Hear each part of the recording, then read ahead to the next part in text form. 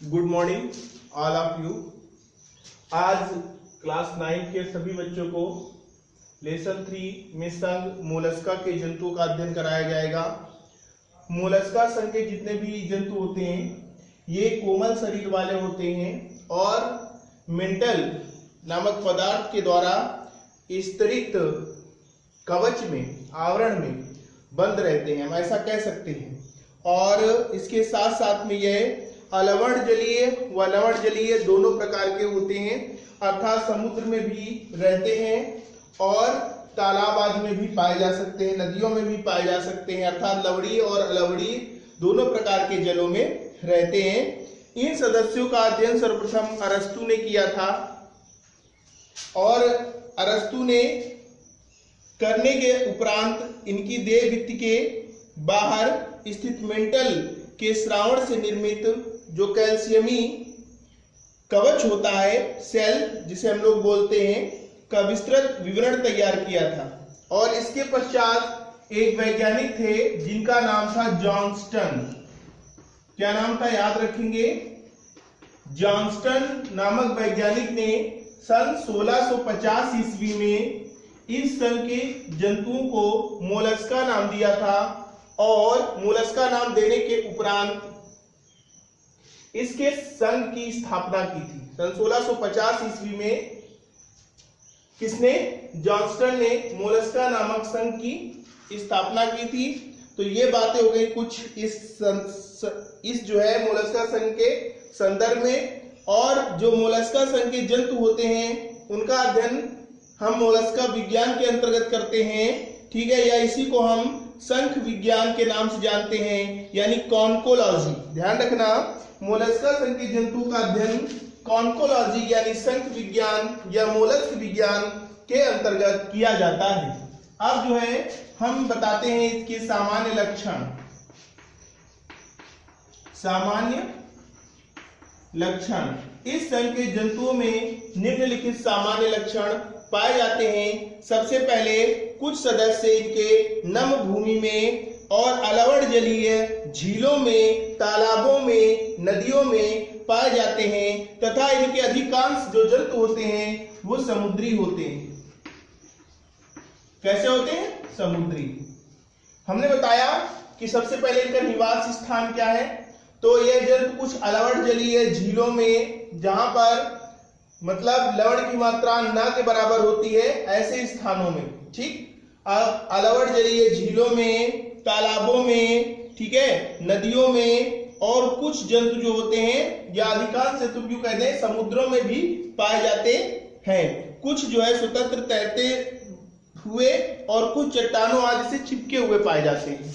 कुछ स्वतंत्र तौर से, स्वतंत्रता पूर्वक भी कह सकते हैं, स्वतंत्रता पूर्वक तैरते हुए, और कुछ जो है चट्टानों से चिपके हुए भी पाए जाते हैं। अगला नंबर डालेंगे, नंबर 2। ये तो 1 नंबर की बात हो गई निवास स्थान के बारे में, ठीक। निवास स्थान के बारे में आप सबसे पहले लिखेंगे कि ये अलवण जलीय जल में, जैसे कि तालाबों में, नदियों में, झीलों में और लवणीय जल में भी अधिकांश समुद्री भी होते हैं। दूसरी बात ये भी बता देंगे इसी में कि ये स्वतंत्र रूप से तैरते हुए या कुछ चट्टानों में चिपके हुए भी पाए जाते हैं। ये तो इनके निवास स्थान की बात हो गई। अब हम नंबर 2 में लिखेंगे इनका शरीर कैसा होता है, तो इनका शरीर कोमल होता है। कैसा होता है, इसीलिए इसको मोलस्का नाम दिया गया। मोलस्का का अर्थ ही होता है कोमल शरीर वाले जंतु। क्या होता है, कोमल शरीर वाले जंतु। तो इनका शरीर कोमल, श्लेष्म से सराबोर, मतलब चारों ओर श्लेष्म जो है आवृत रहता है या लिपटा रहता है, ऐसा भी हम कह सकते हैं। इसलिए कहा गया श्लेष्म से सराबोर व गिलगिला सा जो है, चिकना सा, अखंडीय, अर्थात इनमें खंड नहीं पाए जाते। कैसा शरीर होता है, अखंडीय होता है, त्रिस्तरीय होता है और खंड युक्त उपांग का अभाव होता है इसमें, ठीक। अखंडीय और खंड युक्त उपांगों का इसमें अभाव पाया जाता है। और भी कुछ लक्षण होते हैं। अधिकांश सदस्यों का शरीर मूलतया जो है द्विपार्श्व सममित का बना होता है। अधिकांश सदस्यों का जो शरीर होता है किस सममित का बना होता है, द्विपार्श्व सममित इनमें पाई जाती है, ठीक है। कुछ सदस्यों कुछ सदस्यों में सरोड़ या ऐंठन के फलस्वरूप शरीर जो है कुंडलित अवस्था में भी हो जाता है। इस संघ के कुछ जंतुओं के सदस्य जो होते हैं, कुछ जंतु होते हैं, उनमें थोड़ा सा ऐंठन प्रकार की होती है, तो हम यूं कह सकते हैं कि कुंडलित शरीर वाले जंतु भी होते हैं। इनमें वास्तविक देह गुहा अल्प विकसित होती है। नंबर अगला है 4, वास्तविक देह गुहा अल्प विकसित एवं समानीत होकर के हृदय के चारों ओर हृदयावरण पाया जाता है। वृक्क तथा जनन ग्रंथियों की गुहा के रूप में पाई जाती है और अंगों के बीच की गुहा में रंगहीन हीमोसाइनिन नाम का द्रव्य से भरा हुआ पदार्थ पाया जाता है। ठीक है, कौन सा पदार्थ होता है? हीमोसाइनिन। ठीक है, जैसे हीमोग्लोबिन के कारण रुधिर का रंग लाल होता है, वैसे ही हीमोसाइनिन के कारण इनके रुधिर का रंग जो है नीला होता है। कैसा होता है? नीला होता है। ठीक है, अतः ये हीमोसील कहलाते हैं। ठीक, इनमें कौन सी गुहा पाई जाती है? हीमोसील नामक एक गुहा पाई जाती है, जिसमें हीमोसाइनिन नामक वर्णक के रूप में रुधिर उपस्थित होता है और उत्सर्जन एक जोड़ी किसके द्वारा होता है? मेटानेफ्रिडिया के द्वारा होता है। इनमें उत्सर्जन जो है एक जोड़ी पाई जाती है, मेटानेफ्रिडिया, तो मेटानेफ्रिडिया के माध्यम से होता है। ठीक है, और क्या कहेंगे? अधिकांश ये जंतु एक लिंगी होते हैं, किंतु जो है कुल द्विलिंगी निषेचन बाह्य या आंतरिक जनन, लैंगिक जनन भी पाया जाता है तथा कुछ सदस्य जो होते हैं वो जरायुज परिवर्धन को प्रदर्शित करते हैं। 2 प्रकार के परिवर्धन होते हैं, जरायुज और दूसरे अंडन। ठीक है, अर्थात जिसमें मादा के गर्भ में ही जो भ्रूण होता है, भ्रूण का विकास होता है, शिशु का विकास होता है, तो ये प्रक्रिया कहलाती है जरायुजता। ठीक, और जब माता के गर्भ से बाहर, ठीक है, एक पीत कवच में, एक अंडे के अंदर शिशु का विकास होता है, तो ये प्रक्रिया अंडज कहलाती है। जो जंतु अंडे देते हैं उन्हें अंडज कहते हैं और जो जंतु बच्चे देते हैं उन्हें क्या कहते हैं? जरायुज। तो इतनी बात समझ में सभी को आ गई होगी। ठीक है, अधिकांश एक लिंगी किंतु कुछ द्विलिंगी निषेचन वाले, बाह्य या आंतरिक जनन वाले, ठीक है, लैंगिक जनन वाले कुछ सदस्य जरायुज परिवर्धन प्रत्यक्ष जीवन वृत्त को भी दिखाते हैं। इनके जो है लार्वा की जो प्रवस्था होती है ट्रोफोफोर, इनके लार्वा की जो प्रवस्था होती है वो प्रवस्था क्या कहलाती है? ट्रोफोफोर प्रवस्था कहलाती है। अधिकांश जंतु एक लिंगी होते हैं किंतु द्विलिंगी निषेचन बाह्य व आंतरिक जनन वाले जंतु भी पाए जाते हैं। अब उदाहरण देंगे, उदाहरण में लिखेंगे पाइला, उदाहरण में क्या लिखेंगे? पाइला लिखेंगे, और क्या लिखेंगे? ऑक्टोपस लिखेंगे, सीपिया लिखेंगे, पाइला,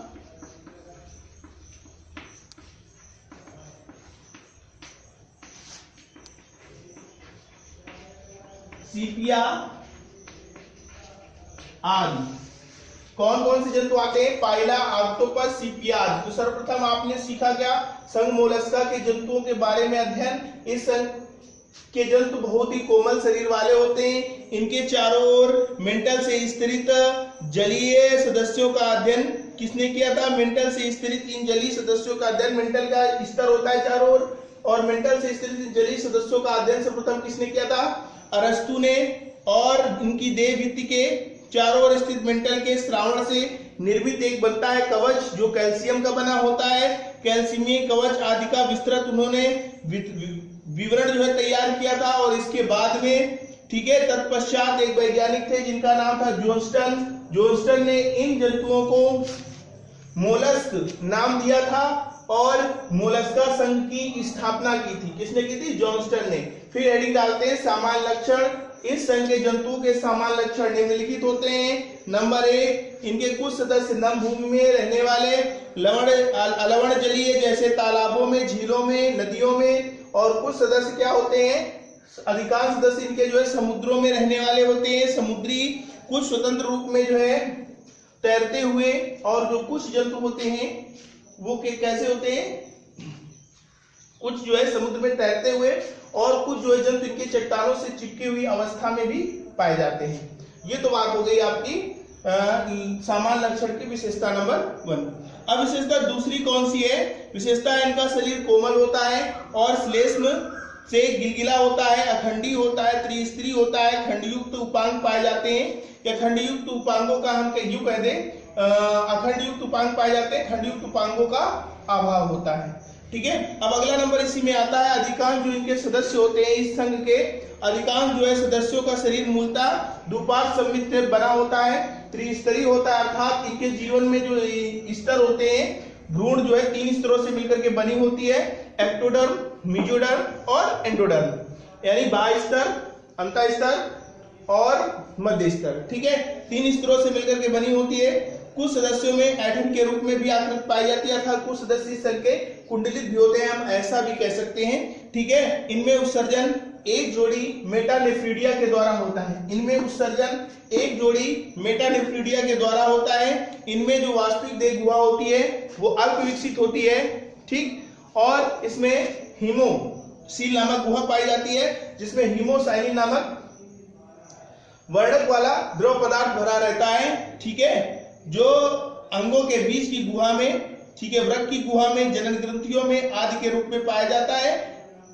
इतनी बात समझ में आ गई। ये रंगहीन या हीमोसाइनिन के कारण नीला या हरा, ठीक है, रुधिर होता है, या तो हम कह देंगे यह रंगहीन होता है, किसी किसी जंतु में हीमोसाइनिन वर्णक की उपस्थिति के कारण नीला या हरा जो है दिखाई देने वाला रुधिर होता है। तो इतनी बात आपको समझ में आ गई होगी। यह जंतु एक लिंगी, किंतु कुछ जो है द्विलिंगी भी होते हैं। इस संघ के अंतर्गत आने वाले जो जंतु होते हैं, कुछ मुख्य रूप से एक लिंगी, लेकिन कुछ जंतु इसके कैसे होते हैं, द्विलिंगी भी होते हैं। ठीक है, इनमें निषेचन बाह्य और आंतरिक दोनों प्रकार का होता है। ये लैंगिक जनन वाले, कुछ सदस्य जरायुज, कुछ में जो है भ्रूण में प्रत्यक्ष परिवर्तन पाया जाता है, और जीवन वृत्त में ट्रोफोफोर लार्वा की प्रवस्था पाई जाती है। इनके उदाहरण कौन कौन से हैं, पाइला, ऑक्टोपस, सीपिया आदि। तो ये हमने अभी जो विशेषताएं बताई हैं ये मोलस्का संघ की हैं। किस संघ की है, मोलस्का संघ की है। अब हम लोग जो है अगला संघ पढ़ेंगे, इकाइनोडर्मेटा। अगला संघ है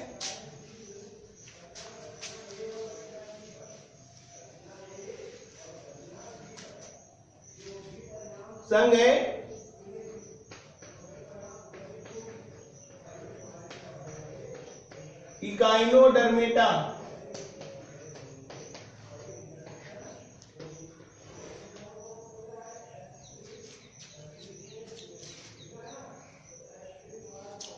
इकाइनोडर्मेटा का अर्थ क्या होता है, अर्थात कंटिका युक्त शरीर, कंटिका युक्त कंकाल भी कह सकते हैं, कंटिका युक्त त्वचा भी कह सकते हैं, कंटिका युक्त त्वचा या कंटिका युक्त कंकाल भी पाया जाता है। इनकी जो बाहरी स्तर होता है, जो बाहरी डर्मिस होता है, वो कंटिका युक्त सूलों से निर्मित होता है, अर्थात ये द्विपार्श्व सममित वाले जंतु होते हैं। ठीक है, द्विपार्श्व सममित वाले जंतु होते हैं, ड्यूरोस्टोमी होते हैं, यूसिलोमेट होते हैं, और इसके साथ साथ में यूमेटाजोआ के अंतर्गत आते हैं। और इनकी दृढ़ एवं त्वचा जो होती है वो कैल्शियम युक्त अस्थिकाओं एवं कंटिकाओं के द्वारा निर्मित होती है। इनकी जो ऊपरी त्वचा होती है, बाह्य त्वचा, इन जंतुओं की बाह्य त्वचा कंटिका युक्त अस्थिकाओं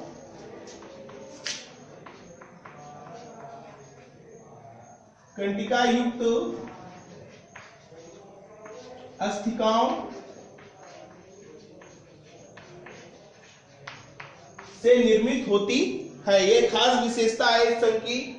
इस संघ के जंतुओं की जो बाह्य त्वचा होती है वो कंटिका युक्त अस्थिकाओं की बनी होती है। इस संघ के सदस्यों की प्रारंभिक अवस्था की मूल द्विपार्श्व सममित और वयस्क अवस्था में पंचतरी अरीय सममित में परिवर्तित हो जाते हैं। इस संघ के जो जंतु होते हैं, ठीक, ये फर्स्ट नंबर डालेंगे, इसके सामान्य लक्षण, ये तो मुख्य बात हो गई, सामान्य लक्षण में लिखेंगे।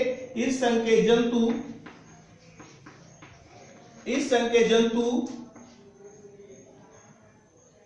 पहले द्विपार्श्व सममित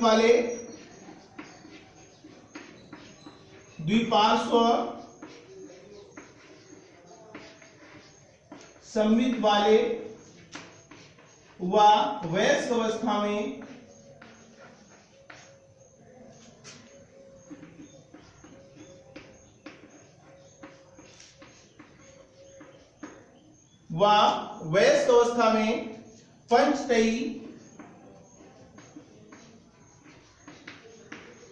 समिति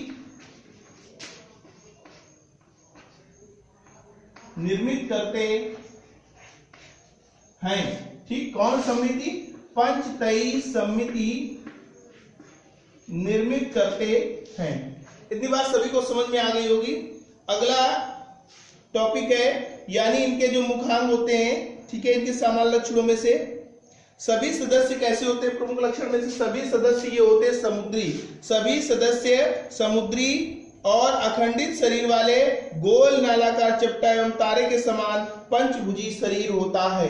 ठीक, सभी जंतु कैसे होते हैं? समुद्री होते हैं। फिर नंबर 3 पे डाल लेंगे, इनका शरीर गोल नालाकार चपटा या तारे के समान पंचतई संरचना के द्वारा निर्मित होता है।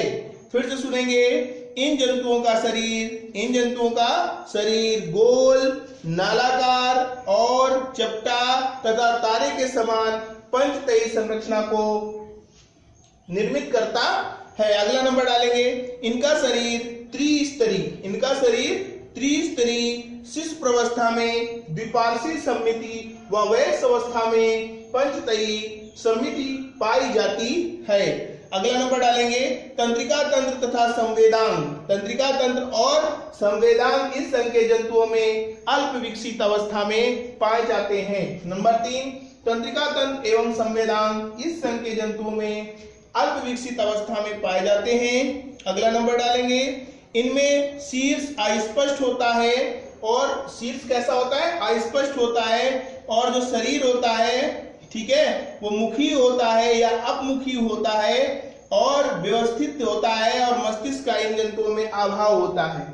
ठीक है, शीर्ष जो सिर होता है, शीर्ष भाग वो अस्पष्ट होता है। मुख जो है वो किस अवस्था में होता है? इनका मुख अपमुखी अक्ष पर स्थित होता है, या फिर जो है मस्तिष्क अब जो है मुख जो है आप अच्छी स्थिति पर उपस्थित होता है, और जो हमने बताया अभी इनका मस्तिष्क होता है, मस्तिष्क का अभाव होता है। इस संघ के जंतुओं में मस्तिष्क का अभाव होता है। अगला नंबर, प्रचलन, यानी ये गमन किसके द्वारा करते हैं? तो इनमें प्रचलन छोटे छोटे खोखले प्रवर्धों या नालपादों के द्वारा होता है। इनमें प्रचलन छोटे छोटे खोखले प्रवर्धों या नालपादों के द्वारा होता है। ये जल संवहनी तंत्र से संबंधित होते हैं। अगला नंबर, ये जल संवहनी तंत्र से संबंधित होते हैं। ये नालपाद भोजन ग्रहण करने के लिए, संवेदना ग्रहण करने के लिए और श्वसन में भी सहायक होते हैं। इस संघ के जंतुओं के जो नालपाद होते हैं वो भोजन ग्रहण करने के लिए, संवेदना ग्रहण करने के लिए व श्वसन में भी सहायक होते हैं। इतनी बातें ध्यान से लिख लेंगे। अगला नंबर, ये एक लिंगी होते हैं। इनमें जनन जो है मुख्यतः लैंगिक पाया जाता है, अर्थात ये एक लिंगी प्राणी होते हैं जिनमें लैंगिक जनन पाया जाता है। पुनरुद्भवन की इनमें अत्यधिक क्षमता होती है। ठीक है, और अगला नंबर डालेंगे, इनमें निषेचन जो है जल में होता है। ठीक है, और इनके जो है जीवन में आरिकुलेरिया तथा बाइपिनेरिया शिशु प्रवस्थाएं पाई जाती हैं। इनके जीवन चक्र में आरिकुलेरिया और पिन्निकाएं, ठीक है ना, आरिकुलेरिया और कौन सी है? बाइपिनेरिया नामक शिशु प्रवस्थाएं पाई जाती हैं। तो ध्यान रखेंगे, इसका उदाहरण लिख लेंगे। इस संघ का उदाहरण होता है स्टारफिश या तारामीन। स्टार फिश या तारामीन। ठीक है, ये डालेंगे स्टारफिश या तारामीन। ये मुख्य जो है इस संघ के जो है जंतु होते हैं, जो इनका उदाहरण होते हैं। उदाहरण क्या होगा? स्टारफिश या तारामीन। ओके, तो ये आज का जो आपका टॉपिक है, दो संघ हमने बताए। पहला संघ था मोलस्का और दूसरा था इकाइनोडर्मेटा। इस स्थान से आपके अकशेरुकी जंतु समाप्त होते हैं। अब हम इसके बाद में आपको कार्डेटा संघ की विशेषताएं बताएंगे। कार्डेटा संघ में फिर उनको कितने भागों में बांटा गया है? हेमिकार्डेटा, यूरोकार्डेटा, सिफेलोकार्डेटा। और कार्डेटा के मुख्य रूप से दो भाग होते हैं, क्रेनिएटा और क्रेनिएटा। एक क्रेनिएटा में ऐसे जंतुओं को रखा गया है जिनमें कपाल का अभाव होता है, और क्रेनिएटा में ऐसे जंतुओं को रखा गया है जिनमें कपाल पाया जाता है। तो इकाइनोडर्मेटा से ही आपका अकशेरुकी जंतुओं के जो संघ सूची बनाई गई है वो समाप्त होती है। अब आपको जो है हम लोग कार्डेटा यानी कशेरुकी जंतुओं के बारे में बताएंगे अगले वीडियो में। धन्यवाद, देखना ना भूलिए, लाइक करिए, शेयर करिए।